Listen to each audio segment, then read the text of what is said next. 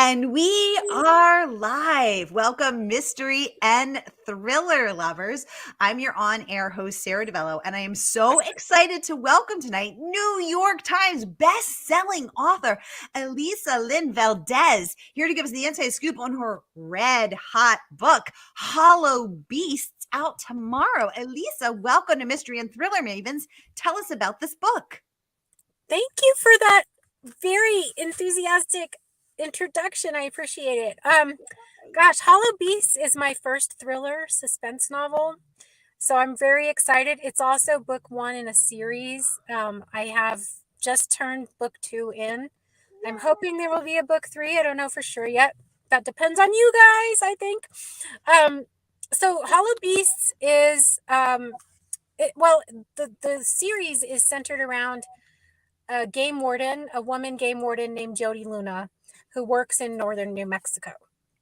And in this particular book, she's a rookie. She's the oldest rookie game warden that the state ever hired at 45. She's decided she's having kind of a midlife crisis and decides to leave her job as a poetry professor in Massachusetts to go to New Mexico, where she was raised, and be a game warden, take over for her uncle who's retiring. And so basically in book 1, it's her first time ticketing a poacher on her own, and that's how it opens.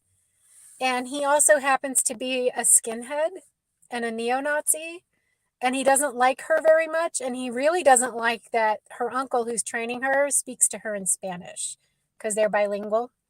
So he freaks out, and she kind of puts him in his place because he's like, speak English, one of those speak English.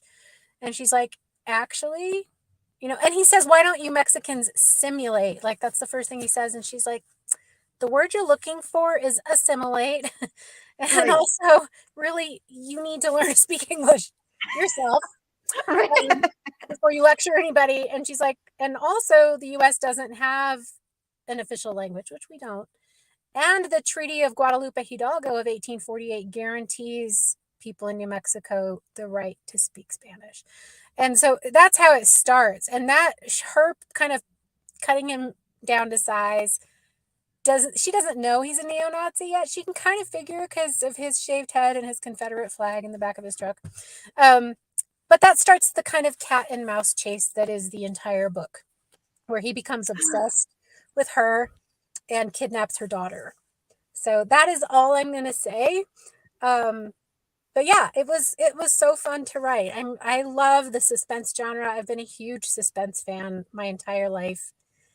And this is sort of my midlife career change. I was like, you know what? I think when you reach like midlife, you're kind of like, I really need to live for me now. I don't want to do the stuff that I was supposed to do to make other people happy, which isn't to say the books I wrote in my 20s were not good books. I put my heart and soul into them.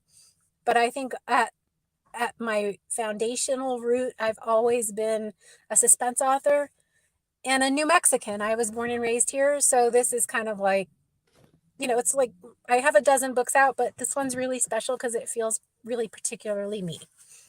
Yay! Well, I am resonating with all of this as a woman in her own midlife pivot, also pivoting into mysteries from another genre. So I am picking up what you're putting down and loving all of it.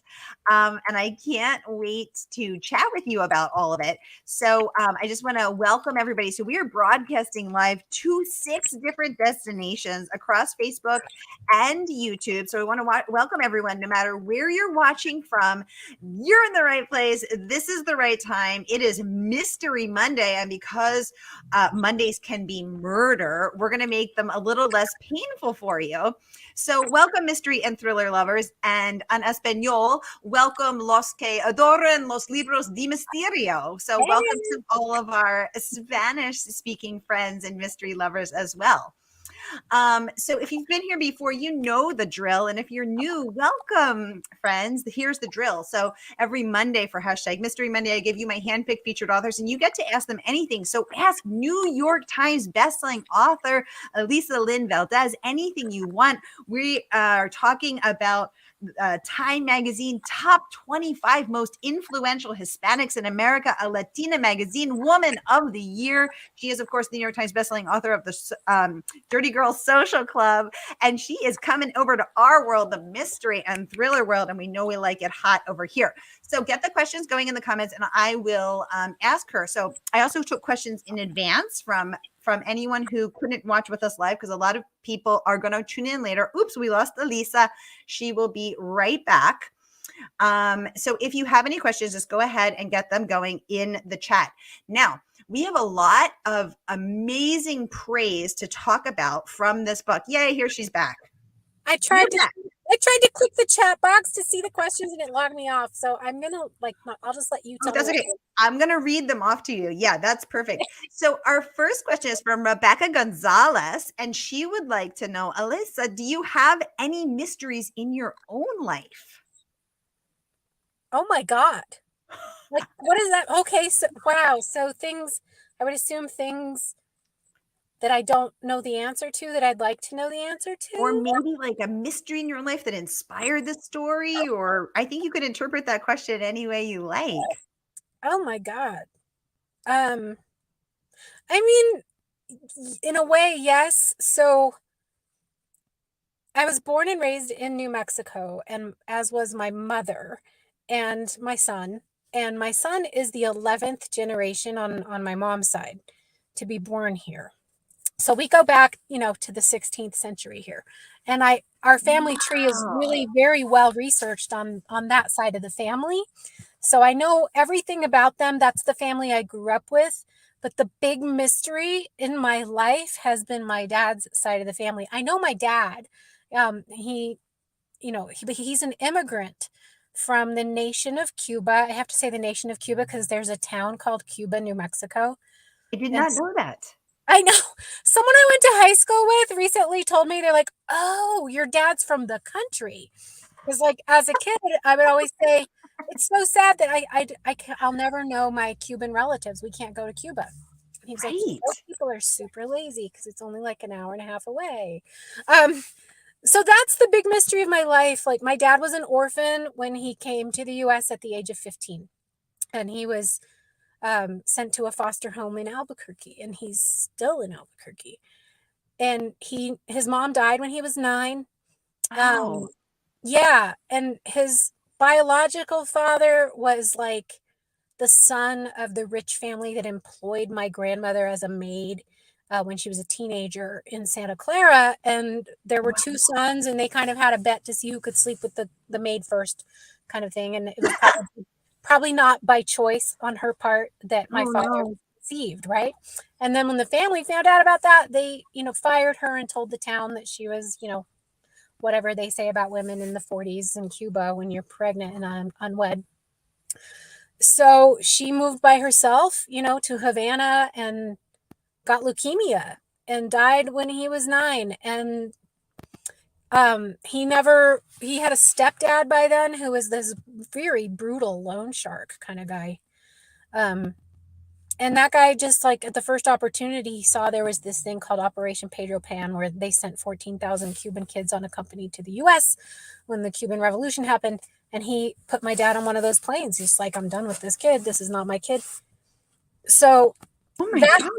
Yeah. So that's the big mystery is I have this huge extended family in the nation of Cuba who wanted to know my dad and never had the chance because the loan shark, who was super brutal, wouldn't let them near, it was just so, and we can't travel there. It's very hard to travel there. They can't travel here, even though it's only 96 miles from the U.S. border. I've been 4 times to Cuba in my lifetime. And I've met them, some of the family, one time I had dinner with them. Wow. But it's everybody I know kind of knows both sides of their family. Your mom's family, your dad's family somewhat. And I don't. And it's been really weird to my dad's very, very Cuban. So I definitely got that with the man, I speak with my hands and all of that kind of stuff. Very relatable. Very relatable. Yes. And when I was in Cuba, I had this weird, talk about mysterious. almost like a genetic memory of the town where my dad grew up. I'm like, I have been here before. I have Wow. been here before. And I physically resemble my grandma who died, when my dad was a little kid. Oh, There's just like this part of me that's kind of superstitious. I've always felt like she's around. And when oh, I met her mom, who was like more than 100, like when I was 11, and she wow. thought I was my grandma because we looked so much alike. She was like, Eugenia, I always see Wow. you back, And I wasn't going to be like correcting her, but it was a little weird. So yeah, I would say the Cuban side of my family is the big mystery. Wow. I would love to know more about them, Yeah. Oh And my gosh. yeah. That's so amazing. Alisa, thank you so much for sharing this amazing story. Well, thank you Um, for listening to it. no, I love family mysteries and family secrets. Hi, doggy. I know I have to plug in my phone, so I'm like, and, hold on a second, guys. Yay. Speaking of my dad, Oh, wait, we lost you. I can't hear you. Oh, wait, I think maybe you went into your car's system. Oh, wait, I can't hear you. Yeah. Maybe you have to adjust the volume. Okay. Alisa will be right back with us. Maybe put it on speaker. Yeah, let's see how that works. Meanwhile, you guys, I have some incredible, incredible praise to share. I'm so excited to share this because Alisa has so much amazing praise that are coming in about her books, and I have her book Hollow Beasts, and there's so much to share about this. So I can't wait to get into some of that and start to hear about her writing process, her creative process. A lot to chat about as soon as we reconnect here. And we'll just give her a moment. So Kirkus raves that the book is, quote, packed to bursting with big questions for readers, which is I love that because there is a lot here besides the action-packed narrative. So it is tough to get a good review from Kirkus. So first we have to just congratulate Alisa on that amazing bit of praise. And I'm going to hold this up so you can see the gorgeous cover as well. That wolf and that lonely woman walking through. And here she comes back again. Yay, she's back. Okay, just streaming in here. Looks like it's a little delayed. And that is not the only bit of praise coming in about this book. I'm going to get through some of this other as well.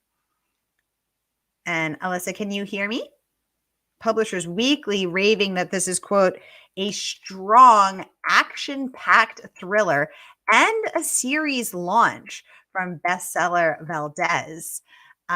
Readers will look forward to seeing a lot more of this tough, smart heroine. And we are talking about her protagonist, Jodi Luna, who moves from Boston, where she has worked as a poetry professor, to New Mexico, where she becomes a game warden. Welcome back, Alisa. Can you hear me?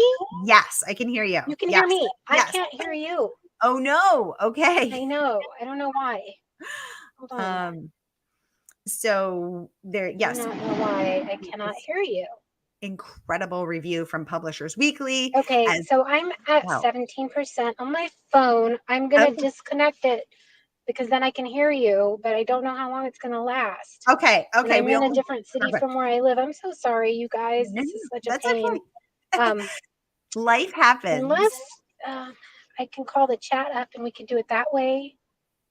No, go ahead and unplug it. Unplug it. Yeah, So go ahead and good. unplug it. Okay. Let me see So if I can fiddle with this a little bit. Meanwhile, you guys, the book is coming out tomorrow. And I am going to share the link to pre-order it right here as well. So as soon as Alisa figures out her audio situation here, we can hear all about the inside scoop on that. Okay. Alisa, can we hear? I don't know. Can't hear you. Can't hear you yet. That's okay. She's going to figure it out. Oh, okay. We lost her again. That's okay.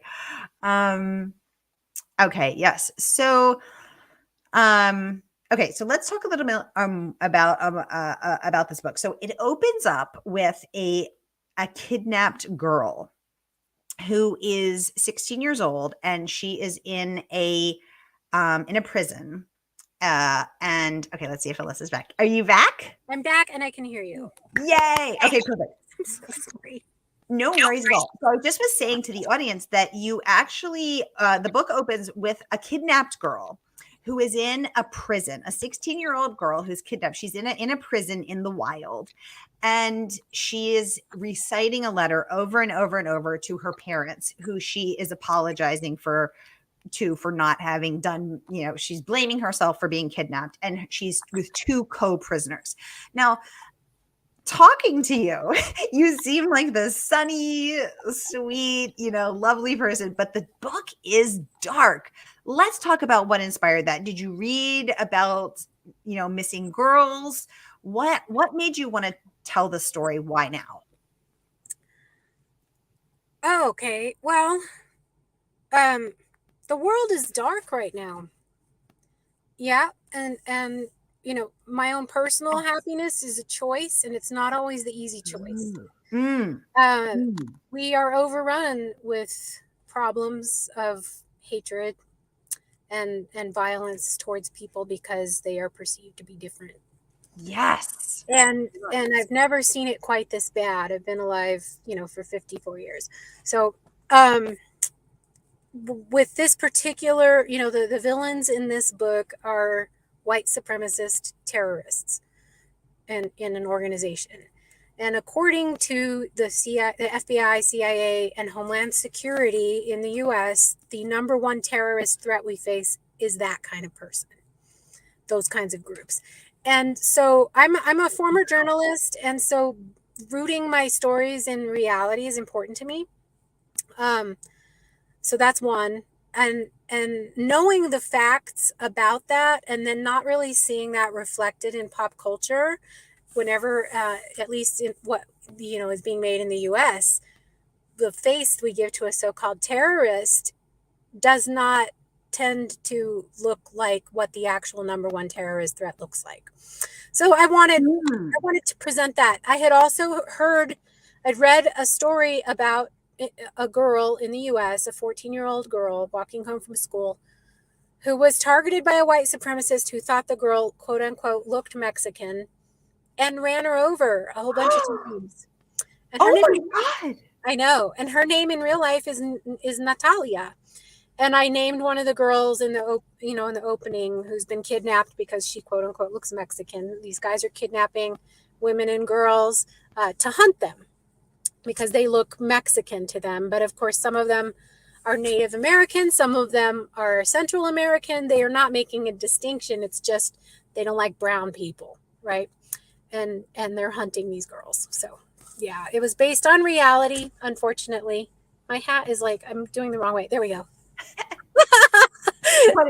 Yeah, I like you get a little swag. I like it. A little swagger with your hat. I like it. It. I don't know what I'm doing because I'm in like reverse there. Okay. Sort of normal. Not really normal at all. Sorry. Oh my gosh. Now, Alisa, was it hard for you to switch into the thriller genre? Was this something you'd wanted to do for a long time? Let's talk about that.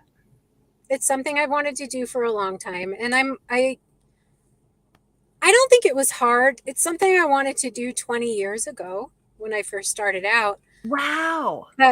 And Dean Koontz has been my favorite writer since I was in college. Like by far, he and Charles Dickens, and I think they're very much alike, honestly. What's changed is that the industry has opened up to let someone like me write this genre, which was not the case. There might have been a few, but it was more like back then it was very much, this is a man's genre. Mystery, not so much, but suspense, thrillers. And even when we were submitting this book, there was still this kind of, oh, it's so violent. And I'm like, if a dude had written this, you wouldn't be like, oh, it's so violent. You'd be like, hey, let's buy this book. So there's still a little bit of a double standard, I think, but it wasn't it wasn't hard. I don't think it was a hard switch. It was a fun switch, I think. Ooh, I'm not saying I'm good at it yet, but I love doing it. It's very plot driven compared to what I wrote before. So that's so interesting. That you were told that the book was too violent, or just that the violence was noted, and that wouldn't be the case if you were a male writer. That is fascinating to hear, that even now, when we're seeing the genre really, start to crack open and open up to be more accessible to all writers and more inclusive, that you're still running up against these expectations of how women should write. Yeah, and I also had to wonder, no one said this specifically, but the type of person who was experiencing violence, and the way, the point of view from which I was presenting this kind of violence, right? So we have violence against people of color in literature all the time, but it's told from the other side, like someone is scared of those people, so we're going to hurt them. That's never a problem. That's never a problem. But I was presenting it from a Latina point of view, where it's like, you actually get to feel this pain. This is not a relief for you. You don't get to be scared of this girl. You get to feel what she's feeling. That's terrifying. They don't like that. They don't like that. The editors who turned the book down. I think that then is like, oh God, this is so violent. We want to sanitize it when we hurt you. I think it was a bit of that. But I found a great home for it. Thomas and Mercer, Liz Pearsons have been like just so incredible and supportive, and I couldn't have asked for a better home. So I don't want to make it sound like I'm complaining. I'm not. I'm just saying there were a handful of publishers or editors who were like, oh heavens no. And also people were very concerned that I was going to upset white supremacists. Yeah, because we should be caring about those feelings. We should be worried about that. Right. Gotta think about those feelings. Feeling. I think they have one. It's hate. Oh my gosh. What's your feeling? So sorry. The half a feeling. Oh my gosh. That is so interesting. Wow. Yeah, because I've interviewed, I started the series 3 years and I think 450 interviews ago. I've interviewed Dean Koontz. He's amazing. And I've interviewed a lot of writers, a lot of books across, and they run from really gory to no bloodshed at all. And it's fascinating because I wonder now if the male writers ever got any feedback about their books being too violent. And no one's ever told me if they did. So that is very interesting to consider. And I don't think I wrote the violence. I didn't write a gratuitously violent book. I mean, horrible things are happening in it. The other part of it is I'm writing about a game warden. And, right. And people have a hard time with violence against animals, like a harder time with bad things happening to animals than happening to people. That's true. Including myself. Me too. It is a challenge to write about someone whose job is to protect animals from being poached. So that is violent. The opening chapter is, there's a poacher and it's a deer head. We don't know at first that it's a deer head. Yeah. It's like there's the head in this back of this truck. So yeah, that is violent. But you know what? Here in the state of New Mexico, they give out 40,000 deer licenses a year, and 46,000 deer are poached every year on top of that. And this really?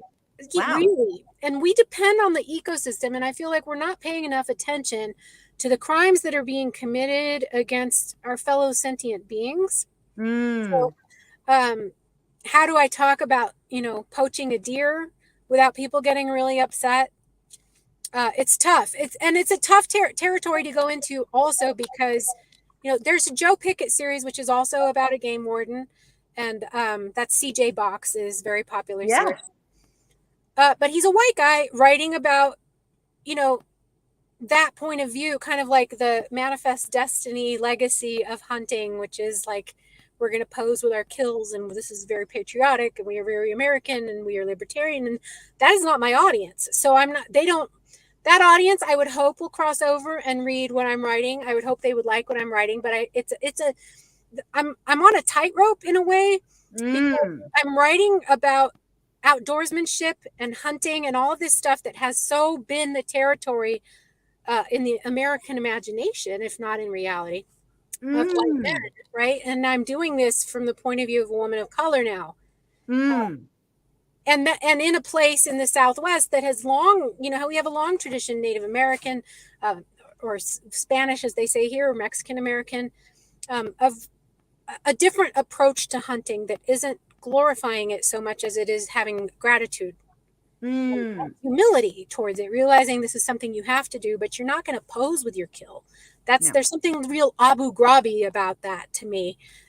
So this is it's an interesting experiment to see if I can, find an audience in my existing readership or in the outdoorsman, world that hasn't felt themselves represented in how that's been portrayed thus far.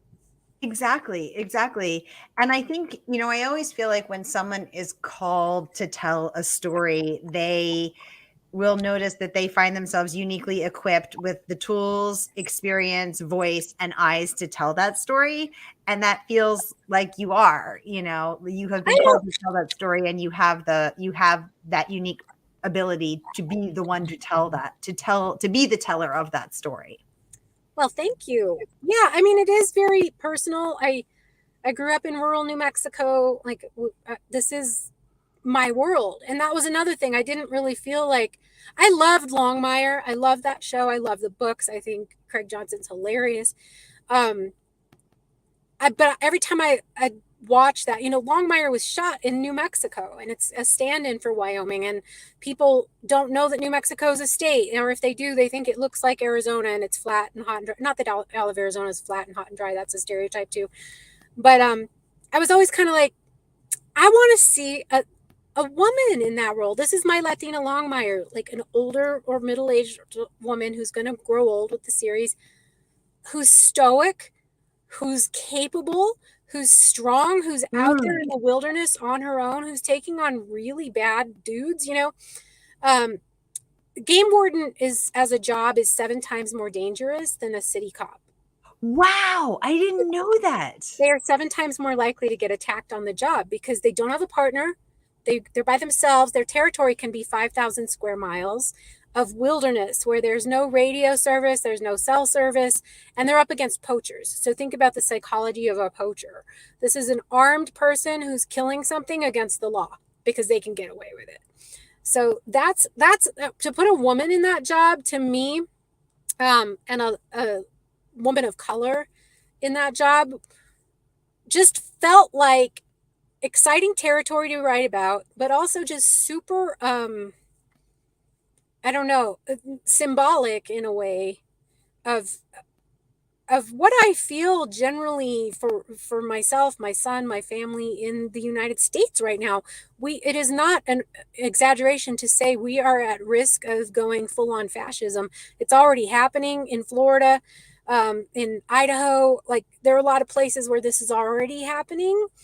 So I just felt like she's the hero that I needed right now. Game wardens are the only cops whose entire job is to protect wildlife from people. And, at a time when I didn't know that. Yeah. Yeah. So people get them confused with like park rangers. These game wardens are in charge of enforcing conservation laws with regards to wildlife. We need a lot more of those. In my opinion, they're the only cops we need more of right now. So I just felt like Jodi Luna, for me, at this point in time, at this point in my own life, she's the hero that I needed and could not find. And so I always try to look at obstacles or emptiness as opportunity. Ooh, emptiness is opportunity. I love that. That. Can't find the thing you need, make it. It's not just cliche, necessity, the mother of invention and all that. So I invented her. She's my alter ego. If I were younger, I would be a game warden. Would you? Oh, yeah. Yeah. I live in rural New Mexico now, and I spend all my time outdoors. I don't do a lot of hunting. I do fish. And I volunteer, with wildlife organizations helping to rehabilitate, habitat and things like that. That's wonderful, Jodi. I mean, Jodi Luna is the hero.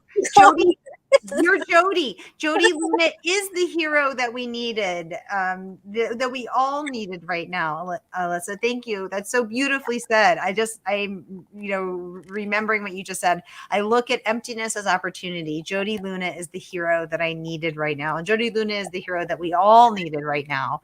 And you're the writer that we needed to tell that story.